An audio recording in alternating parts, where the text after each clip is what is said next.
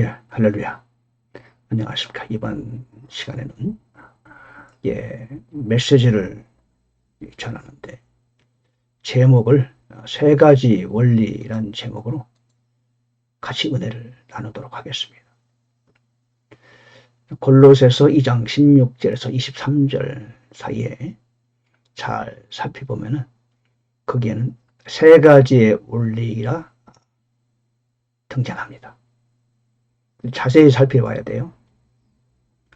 그 세 가지 원리가 있는데 이 세 가지 원리에 의해서 우리는 영향을 주고받게 됩니다. 내가 의식하든 의식하지 않든 간에 이 다음 세 가지 원리가 우리 삶에 영향을 주게 됩니다. 첫째는 율법의 원리입니다. 우리는 알게 모르게 율법의 원리에 이렇게 움직일 때가 있어요. 여기서 말하는 율법이라는 것은 구약의 율법만을 말하는 것은 아닙니다. 율법적 사고방식, 율법적 행동 양식, 율법적인 어떤 철학, 이론 이런 것들이 얼마든지 있거든요.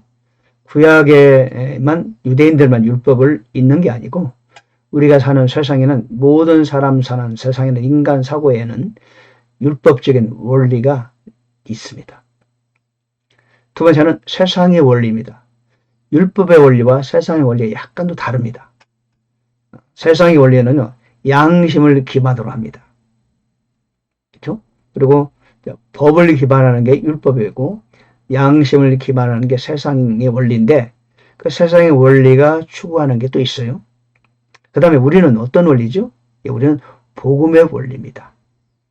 우리는 율법의 원리와 세상의 원리로부터 탈피하고 차원을 넘어서서 복음의 원리에 입각해서 살아가고 있는 사람들이죠. 우리는 새로운 세상에서 새로운 세계관을 가지고 살아가는 사람들이라는 것을 알아야 되겠죠.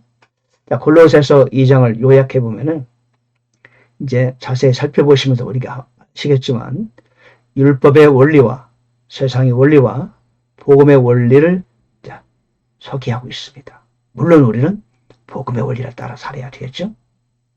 자, 한번 같이 살펴보면서 은혜를 나누도록 하겠습니다. 항목에 보죠. 율법의 원리는 자유하고 세상의 원리에는 속지 말고 복음의 원리는 순종하라. 그래요. 완전 향해 나아가라. 오늘 설교의 요약입니다. 이미 설교 여러 번 다 들으신 거나 마찬가지네요. 자, 한번 자세히 보도록 하겠어요. 골로새서 2장 3절에 보면요. 감춰진 보화라는 말이 있어요. 그분 안에는 지혜와 지식의 모든 보화가 감춰져 있다. 맞죠? 예수 그리스도 안에 세상에서는 볼 수 없는 보화가 있어요. 그 다음에 6, 7절에 보니까 walk in him, 그분 안에서 걸어라. 받았으니 걷고 뿌리 내리고 가르침을 받고 굳게 서서 감사하라. 이 말이죠. 너희를 노래하지 못하도록 조심하라. 8절은 그래요. 필로소피, 트레디션, 루디먼트. 그러니까 철학과 전통과 원리, 세상의 유치한 원리 그런 걸로 조심하라. 그리고 그리스도와 함께 살고 이런 말씀이 골로새서 2장 전말에 있어요. 그리고는 14절부터 율법의 원리에서 자유하라는 메시지를 주고 있습니다. 14절, 우리를 대적하고 우리를 반대하던 손으로 기록한 규례를 지우시고 그것을 길에서 치우사. 그랬단 말이에요. 그죠? 십자가 안에서 그들을 이기시고 그러므로 아무도 먹는 것이나 마시는 것을 인하여 거룩한 날이나 월상이나 안식이나 관하여 너희를 판단하지 못하게 하라. 즉 율법에서 벗어나라. 그런 겁니다. 규례들을 지우셨다 합니다. 십자가의 승리로 말미암아 이미 구약에 있던 모든 율법의 규례를 지워버렸어요. 토라? 좋죠. 창출내면신 좋은 말씀이죠. 하나님을 향한 좋은 말씀이 있죠. 그러나 그에 얽매이던 것도 우리 이미 지웠어요. 왜 그러느냐? 율법은 지켜라고 준 게 아닙니다. 하나님께서 율법을 주셨을 때 율법을 지키시라고 준 게 아니고 지킬 수 없다는 것을 알려주시기 위해서 주신 것이다. 왜 지킬 수 없는 걸 주셨지? 너희는 율법을 완전하게 지킬 수 없어. 너희 힘으로는 안 돼. 안 돼. 율법으로 말미암아 심판을 받을 뿐이야. 죄인으로밖에 드러나지 못해. 그래서 율법은 두 가지 역할. 하나는 율법의 규례에서, 율법의 테두리에서 벗어나는 겁니다. 율법의 얽매임에서 벗어나 버려. 왜? 네가 죽으면 돼요. 사형당해. 율법에 의해서 네가 사형당해버려. 그러면은 더 이상 율법은 너를 향해 죄를 묻지 않아. 법을 어겼다고 그렇게 범죄자로 점찍지도 않아. 율법에 대해서 죽어버려. 죽자 그래. 죽어. 그게 기독교예요. 어떻게 죽는데? 예수님께서 십자가에 죽으실 때 나도 예수님과 함께 죽었다. 장사 되실 때 나도 함께 땅에 묻혔다. 그분 부활하실 때 우리는 새로운 생명으로 부활하셨다. 그게 율법을 벗어나는 길이에요. 마치 뭐가 같냐면 아담이 선악과를 따먹을 때 우리는 선악과를 본 적도 없지만 왜 증인이 되느냐? 그 안에 우리가 있었다. 아담이 선악과를 따먹을 때, 아담이 죄를 지을 때, 아담이 범죄할 때 우리도 그 안에 있었다. 그래서 우리는 자연적으로 죄인이 되었다. 동일한 원리. 아담은 오실 자의 모형이다. 그리스도께서 십자가에 죽으실 때 우리도 같이 죽었다. 묻힐 때 같이 묻혔다. 부활할 때 함께 부활했다.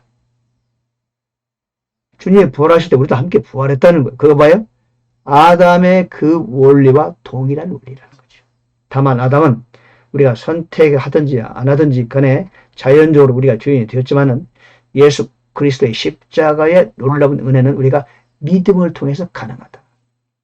믿음이란 그런 겁니다, 여러분. 예수 믿는다 그런 얘기는요. 예수 믿고 구원받았어요. 그 얘기는 예수님이 십자가에 죽으실 때 나도 함께 죽었고 장사 되실 때 함께 장사되고 부활하실 때 함께 부활했다는 그것을 내가 믿는 거예요. 그게 기독교입니다. 그래서 율법의 원리에서 자유해졌어요. 왜? 죽었으니까. 율법의 심판은 나는 받고 죽어버렸어요. 왜? 예수님이 대신 죽으셨지만 나도 함께 죽은 효과가 있다는 거죠. 그래서 율법의 원리에서 자유해버려요. 또 하나는 이제는 내가 율법을 안 지켜도 되지만 말씀을 지켜낼 수 있어요. 하나님이 나에게 요청하는 바를 우리는 지켜낼 수 있어. 왜? 내 안에 성령님이 계시기 때문에. 율법의 의를, 율법의 요구를 성취할 수 있다. 자유한 상태에서 구약에서 하나님이 우리에게 완전과 거룩을 요구했던 그를 우리는 이제는 이뤄낼 수 있다. 그런 모든 조건을 갖췄다는 겁니다. 왜? 우리가 성령을 따르면은 내 안에 계시는 성령님 하나님을 따르면은 구약의 사람과 달리 우리는 신약 시대에 하나님의 율법의 요구를 이뤄갈 수 있다. 근데 그거는 율법의 심판을 두려워가 아니고 하나님이 원하시는 바를 이뤄낼 수 있다는 겁니다. 즉 사랑은 율법의 완성이라고 그랬는데 우리는 얼마든지 내 안에 계신 성령님을 의지해서 그분의 힘으로 말미암아 하나님의 아가페적 사랑으로 사랑할 수 있고 하나님을 사랑할 수 있고 이웃을 사랑할 수 있는 거란 말입니다. 왜? 이제는 율법의 원리에서 자유해졌어요. 따라서 우리는 율법에 속한 사람들이 아니라는 겁니다. 왜 그런데 먹는 것이나 마시는 것으로 인하여 거룩한 날이나 월삭이나 안식일 그런 걸로 인하여 판단받냐 그 말이라. 왜 구약의 규례에 얽매이냐 그겁니다. 그러지 말라. 율법은 다만 그림자일 뿐이다. 율법은 훈육선생의 역할이다. 복음으로 이끌어가는 그리스도로 이끌어가는 훈육선생이요. 율법은 장래올 그림자에 불과하다.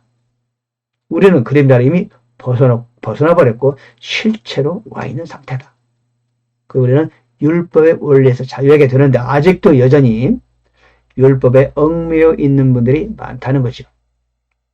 교회에서도요, 구약의 토라를 지키라고, 안 지키면 구원 못 받는다고, 그런 말씀 자주 하시잖아요. 예전에 보면은, 주일날은 여행도 하지 말라고 그러고, 그렇죠? 꼭 교회를 나와야 된다고. 꼭 뭘 해야 된다. 이것이 다 율법입니다. 율법적 사고방식입니다. 아직도 캐톨릭의 유산이 나와 있는 거죠. 자, 두 번째는 세상의 원리에 속지 말라. 세상의 원리가 있어요. 18절을 보니까 아무도 꾸며낸 겸손과 천사 숭배로 너희를 속여 너희의 보상을 빼앗지 못하게 하라. 그런 사람은 자기가 보지 아니한 그것들 속으로 들어가 자기의 육신적 생각으로 말미암아 헛되이 우쭐대며 머리를 붙들지 아니하려니라. 그러므로 너희가 세상의 유치한 원리들로부터 떠나 그리스도와 함께 죽었다. 그런 얘기입니다. 그죠? 곧 만지지도 말고 맛보지도 말고 손대지도 말라는 것이다. 이 모든 것은 사용하는 대로 없어질 것이요 사람들의 명령들과 교리들에 따른 것이다. 그랬어요. 꾸미는 겸손이 있대요. 있잖아요. 수도사들, 금욕주의 이런 사람도 있어요. 뭐 불교에도 막 수도하고 백일 면벽 수도도 하고 그런 사람 있잖아요. 머리 깎고 장사 믿고 수도하고 그러면 어떻게 돼요? 뭔가 좋아지고 선한 사람 될 것 같은 속임수죠. 꾸미는 겸손이에요. 사람들의 명령과 교리가 있어요. 철학도 있잖아요. 철학은 지혜를 사랑하는 것이다. 공자도 소크라테스도 그죠? 석가모니도 다 그런 거 아니겠습니까? 그게 뭐다? 세상의 원리다. 세상의 원리. 이런 것들은 의지대로 경배하고 자기를 낮추며 몸을 경시하는 데는 참으로 지혜가 있는 것 같이 보이나 육체를 다스리는 데는 아무 가치 없어요. 육체를 다스리는데 어림없어요. 방법이 없어요.